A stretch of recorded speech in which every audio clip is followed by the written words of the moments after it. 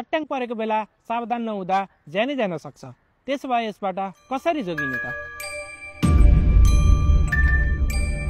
नमस्कार, म हरिप्रसाद दाहाल, मौसमविद, जल तथा मौसम विज्ञान विभाग।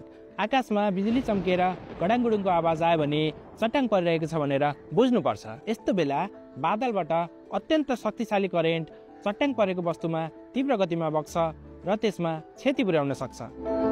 चट्याङबाट कसरी जोगिने त?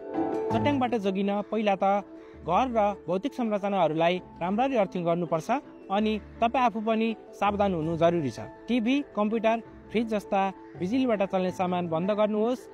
यसको तार पनि प्लगबाट छुटाइदिनुहोस्। भित्ता, सिमेन्टको भुइँ र झ्यालमा नटासिनुहोस् र सुक्खा ठाउँमा बस्नुहोस्। झ्याल, भर्याङ र बरन्डामा लगाएका ग्रिल र धातुका बारहरू नछुनुहोस्। चट्याङ परेको आधा घण्टासम्म घर बाहिर नजानुहोस्। तर यदि तपाईँ घर बाहिर हुनुहुन्छ भने बिजुली चम्किएर गडाङगुडुङ गर्न थाल्यो भने घरभित्र गइहाल्नुहोस्। खुल्ला ठाउँ वा जङ्गलमा हुनुहुन्छ भने होचो ठाउँ, कन्दरा वा ओडारभित्र बस्नुहोस्। तर रुख र बिजुलीको पोलमा ओत नलाग्नुहोस्। खोला, पोखरी, पानी जमेको र तारबार गरिएको ठाउँबाट टाढा बस्नुहोस्। गाडीभित्र हुनुहुन्छ भने धातुलाई नछोई गाडीभित्रै बस्नुहोस्। छाता नओढ्नुहोस्। सुरक्षित ओत लाग्नु नपाउँदै चट्याङ परेमा दुवै हात टाउकोमाथि राखी निहुरिएर दुवै कुर्कुचा जोडी थचक्क बस्नुहोस्। चट्याङ लागेर कोही घाइते भएमा श्वास प्रश्वास र धड्कन जाँच गर्नुहोस्। यदि यो बन्द छ भने मुख जोडेर कृत्रिम श्वास दिनुहोस् र नजिकैको अस्पताल लानुहोस्। यो त भयो चट्याङबाट जोगिने उपायबारे जानकारी। मौसम सम्बन्धी नियमित जानकारीको लागि चाहिँ जल तथा मौसम विज्ञान विभागको